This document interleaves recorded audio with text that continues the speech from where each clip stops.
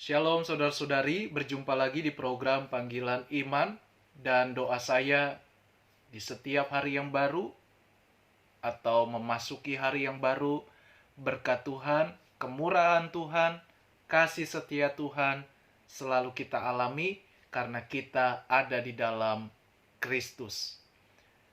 Dan saya mengucapkan terima kasih untuk saudara yang setia mendengarkan kebenaran firman Tuhan, karena tujuan saya di channel ini supaya kita saling diperlengkapi dan kita dikuatkan, iman kita diteguhkan dari berbagai pergumulan hidup, tantangan atau pencobaan atau ujian iman. Tetaplah mendekat kepada Tuhan kita, Allah yang Esa, yang kita kenal namanya Yesus Kristus. Dan tema saya saat ini menceritakan tentang visi atau tujuan iblis dan setan ada di dunia. Tetapi Yesus menang dan maha kuasa. Jangan takut atas pencobaan atau ujian imanmu, karena Tuhan tidak meninggalkan kita selama kita tetap bergantung kepada Tuhan. Tetap waspada, berjaga-jaga selalu lewat doamu, lewat iman kita yang teguh, dan kita selalu suka baca Alkitab, bahkan juga kita minta tuntunan Roh Kudus. Untuk melengkapi atau mendengar selanjutnya kebenaran firman Tuhan, kita awali selalu dengan doa. Mari kita berdoa. Roh Kudus, kami datang kepadamu, kami mengangkat tangan kami berserah. Kami mohon hikmat-Mu, pengertian-Mu, sehingga kami ada kepekaan.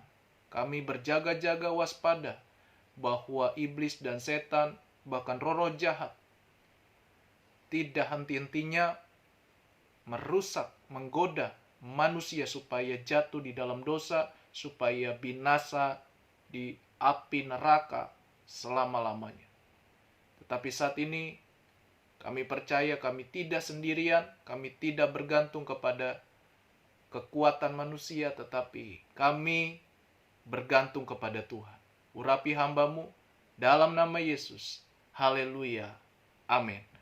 Saya bacakan firman Tuhan di dalam kitab Injil Matius 4 ayat 1-11.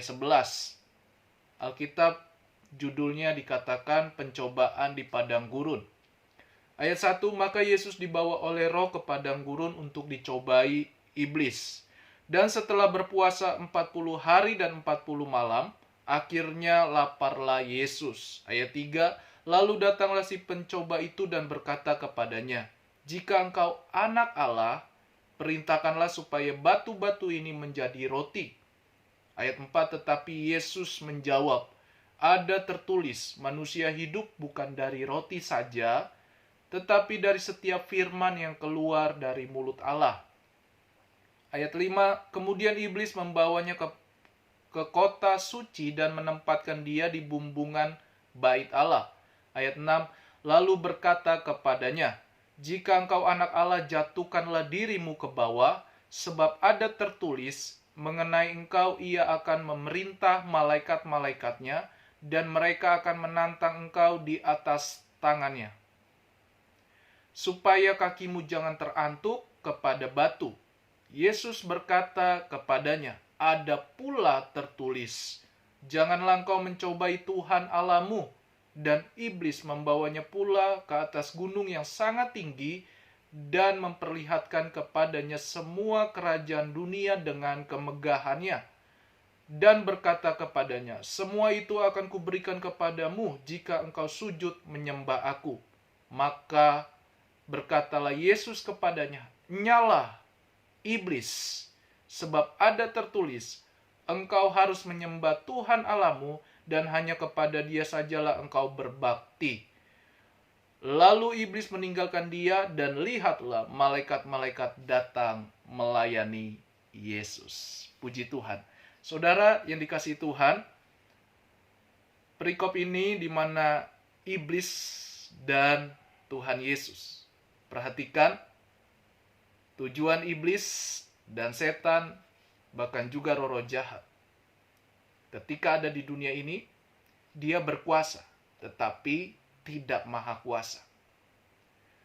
Dan lawan kita adalah di kitab Efesus 6 ayat 12-13, perjuangan kita bukanlah melawan darah dan daging, tetapi melawan pemerintah-pemerintah, melawan penguasa-penguasa, melawan penghulu-penghulu dunia yang gelap ini, dan roh-roh jahat, atau nabi-nabi palsu juga. Karena neraka diciptakan untuk malaikat-malaikat yang jatuh, yaitu setan atau iblis. Iblis dan setan. Kedua pribadi yang berbeda tetapi satu tujuan, satu visi. Nah, saudara, kita perlu perhatikan, kita buka kamus Alkitab, apa itu iblis dan apa itu setan. Kamus Alkitab, iblis adalah si jahat yang melawan Allah serta rencana keselamatannya. Juga disebut yang jahat. Matius 6 ayat 13. Dalam bahasa Ibrani dan Yunani berarti pendakwa. Ayub pasal 1. Ia adalah pembunuh manusia sejak semula. Di dalam dia tidak ada kebenaran. Dan ia adalah pendusta dan bapa segala dusta atau penipu atau pembohong. Yohanes 4, maksudnya Yohanes 8 ayat 44.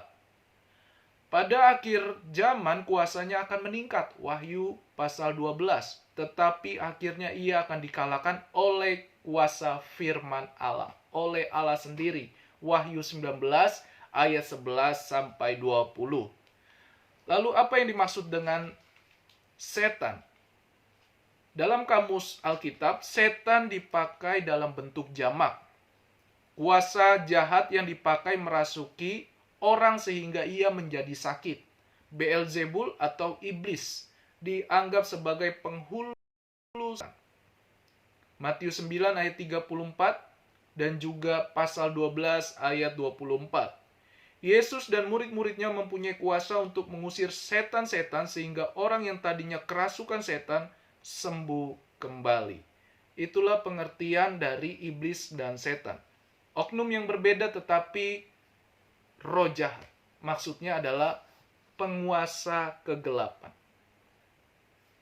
Tadi kita sudah baca firman Tuhan dalam Matius pasal yang keempat, di mana setan tujuannya adalah dia mencobai, dia menggoda, dia menyesatkan. Sampai 3 kali Yesus dicobai. Yang pertama, kalau engkau anak Allah, perintahkanlah batu ini menjadi roti. Seolah-olah iblis itu maha kuasa.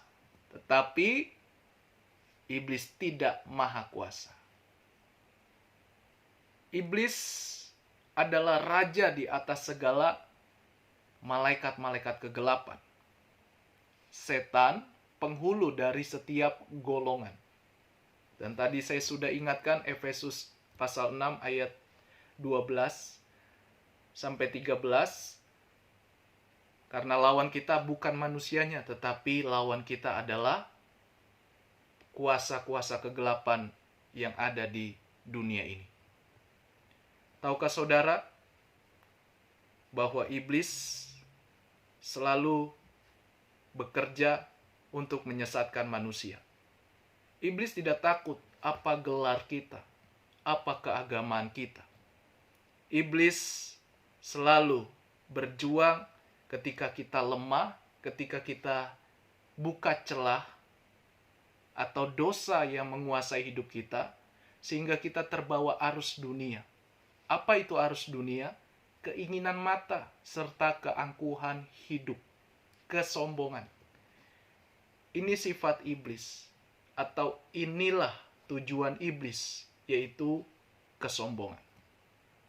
Berarti kita, anak-anak Tuhan, orang-orang percaya, atau saudara yang mendengarkan firman Tuhan ini, bukalah hati. Ketika Tuhan memakai hidup kita, ketika Tuhan memberkati kita, jangan sampai kita sombong. Semua hidup tergantung kepada Tuhan. Semua karena anugerahnya. Semakin kita diangkat oleh Tuhan, makin kita rendah hati. Karena iblis sangat suka kepada kesombongan. Kesombongan di sini bicara tentang sikap hati. Iblis selalu berusaha supaya manusia sombong, melawan Allah. Si jahat, rajanya setan, rajanya roh-roh jahat. Artinya, iblis juga bisa menggunakan tanda kutip agama, tanda kutip hal-hal yang berbau kerohanian. Tetapi jangan pernah takut, karena yang asli pasti menang, yang palsu pasti kalah. Nah saudara, 3 kali Tuhan Yesus dicobai. Ingat, 40 hari Yesus berpuasa. Ini teladan yang baik. Yesus berbeda dengan manusia. Kita bisa berdosa, kita jatuh dalam dosa. Tetapi Yesus tidak bisa berdosa dan tidak akan berdosa. Karena materinya atau karena benihnya sangat berbeda. Dia dari Allah, dia berasal dari Allah. Dia benihnya Roh Kudus. Sedangkan manusia dari debu tanah, rapuh, mudah hancur. Makanya iblis merusak ciptaan Tuhan yang mulia, yaitu manusia. Jadi perjuangan kita adalah melawan roh jahat, penguasa-penguasa di udara, yaitu iblis dan setan, serta roh-roh jahat lainnya. Nah saudara yang dikasih Tuhan, iblis selalu mencobai. Iblis selalu menggoda. Iblis selalu menawarkan. Inilah tujuan iblis. Sekali lagi, iblis tidak pernah takut dengan gelar kita. Apakah kita hamba Tuhan atau anak Tuhan. Tetapi iblis tidak akan menang. Karena kita ada di dalam Kristus. Karena kita beriman. Bagaimana waktu Yesus menang atas iblis, dia selalu berkata, ada tertulis. Artinya apa? Firman inilah yang memenangkan. Firman itulah yang berkuasa buat saudara dan saya. Jadi andalkan Tuhan. Hiduplah sesuai dengan firman-Nya. Beriman selalu, tekun selalu, setia selalu. Dan hidup kita tidak hanya bergantung dengan akal atau logika, tetapi harus disertai dengan iman. Karena iblis itu pertama juga bisa merusak atau membohongi atau mengubah pemahaman kita. Iblis suka di dalam hal logika. Menawarkan yang enak. Jika engkau anak Allah, coba perintahkan. Tetapi Yesus bilang, hidup manusia bukan dari makanan saja, bukan dari harta saja, tetapi dari kebenaran firman. Kalau engkau mau bahagia, kalau engkau mau hidup tenang, damai, sejahtera, ketika badai yang terjadi dalam hidup saudara, hiduplah sesuai dengan firman-Nya. Pasti engkau disertai oleh Tuhan. Engkau melihat kuasa Tuhan dinyatakan. Yang kedua, iblis menantang Allah. Buktikan kuasamu. Kalau engkau anak Allah, coba jatuhkan dirimu. Bayangkan, kuasa Tuhan saja, kuasa Allah yang esa saja ditantang, saudara. Tetapi iblis tidak menang. Sebab ada tertulis, kata Tuhan Yesus. Ya, jangan engkau mencobai Tuhan Allahmu. Tuhan Yesus tidak mencobai siapapun. Tapi dia izinkan segala sesuatu untuk menguji iman kita. Memurnikan iman kita.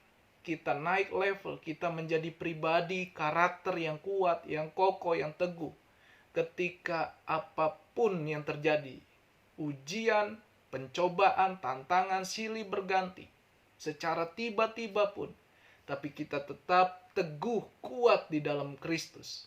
Bukan soal banyaknya kegiatan di dalam gereja, bukan soal hebatnya nama kita di dalam sebuah pelayanan, tetapi sesungguhnya karena kita sudah tertanam, sudah bertumbuh, dan semakin melekat, mendekat kepada Tuhan. Nah, saudara, visi tujuan iblis menyesatkan, menipu, berdusta. Dia tidak takut dengan berbau agama, karena dia asalnya dari malaikat terang. Tetapi karena dia ingin disembah, seperti Allah yang esa mau disembah. Artinya apa, saudara? Iblis menipu manusia supaya manusia mengabdi dulu kepada setan, kepada iblis. Supaya manusia tinggalkan jauh kepada Tuhan. Tidak percaya lagi adanya Tuhan. Tidak peduli dengan iman, dengan keagamaan. Dia memberontak, menolak, dan dia kompromi dengan yang namanya keinginan mata, keinginan daging, serta keangkuhan hidup. Itu visi tujuan iblis. Jadi jelas sekali, saudara yang dikasihi Tuhan, hati-hati, waspada selalu, tetap mendekat kepada Tuhan. Bagian kita bukanlah menghakimi manusia, tapi bagian kita mengingatkan, menegur mereka yang salah. Karena firman Tuhan, barang siapa yang kukasihi, ia kutegur dan kuhajar. Kita harus terima firman-Nya, baik atau tidak baik waktunya. Nyatakanlah apa yang salah. Tegurlah, nasihatilah dalam kasih Kristus. Tahukah saudara, kita manusia tidak pernah luput dari namanya kesalahan.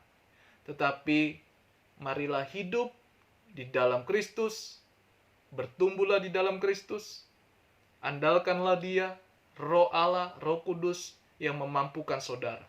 Bukan kekuatan kita, bukan daging kita.